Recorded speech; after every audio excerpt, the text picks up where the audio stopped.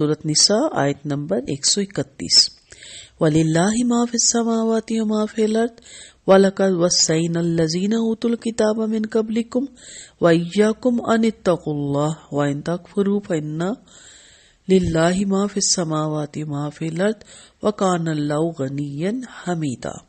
اور اللہ ہی کا جو کچھ آسمان میں اور جو کچھ زمین میں، اور بلا شبہ یقیناً ہم نے ان لوگوں کو جنہیں تم سے پہلے کتاب دی گئی اور تمہیں بھی تاکیدی حکم دیا کہ اللہ سے ڈرو، اور اگر تم کفر کرو گے تو بے شک اللہ ہی کا ہے جو کچھ آسمانوں میں اور جو کچھ زمین میں ہے، اور اللہ ہمیشہ سے ہر طرح سے بے پرواہ، ہر تعریف کا حقدار ہے.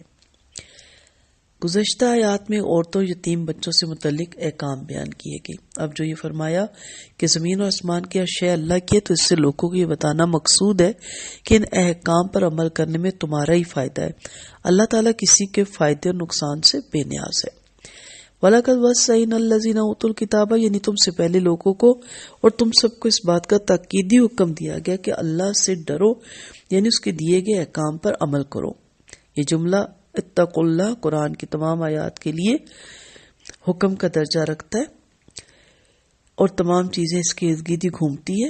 ابن عاشورہ رحمۃ اللہ نے فرمایا قرآن مجید میں اللہ کے اسماء کے بعد سب سے زیادہ اسی کا ذکر ہوا ہے. شاہ عبد القادر رحمۃ اللہ علیہ فرماتے 3 بار فرمایا گیا کہ اللہ سب کچھ اللہ کا ہے، جو کچھ آسمان اور زمین میں. پہلی بار کشائش کھلا رزق دینے کا بیان گئے کہ علیحدگی کی صورت میں اللہ تعالیٰ دونوں کو غنی کر دی کہ جو کچھ بھی اللہ تعالیٰ کا ہے جس طرح چاہے دیتا ہے. دوسری دفعہ اس کی بے پرواہی کا بیان کہ اگر تم کفر کرو، منکر بنو، تو اللہ بھی بے پرواہ ہے کیونکہ سبھی کچھ اسی کا تو ہے.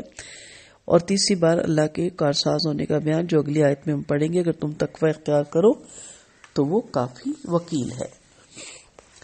تو یہاں ہمیں کیا پتہ چلتا ہے کہ اللہ بے نیاز ہے. اس کائنات اور اس عالم دنیا سے اللہ کی بے نیازی کا یہ عالم ہے کہ نبی کریم صلی اللہ علیہ وسلم نے فرمایا کہ اللہ فرماتا ہے حدیث قدسی، اے میرے بندو، اگر تمہارے اگلے پچھلے انسان، جن، سب کے سب سے زیادہ متعقی آدمی کے دل کی طرح ہو جائیں تو اس سے میری سلطنت میں کچھ اضافہ نہ ہوگا. اور اگر تمہارے اگلے پچھلے انسان اور جن سب کے سب فاجر آدمی کے دل کی طرح ہو جائے تو اس سے بھی میری سلطنت میں کچھ بھی کمی واقعہ نہ ہوگی.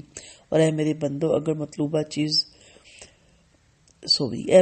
اگر تمہارے اگلے اور پچھلے انسان اور جن سب کے سب ایک میدان میں کھڑے ہو کر مجھ سے مانگے اور میں ہر ایک کو اس کی مطلوبہ چیز دے دوں جو کچھ میرے پاس ہے، تو اس میں کوئی کمی نہ آئے گی مگر اتنی جتنی سوئی کو سمندر میں ڈبونے سے آتی ہے.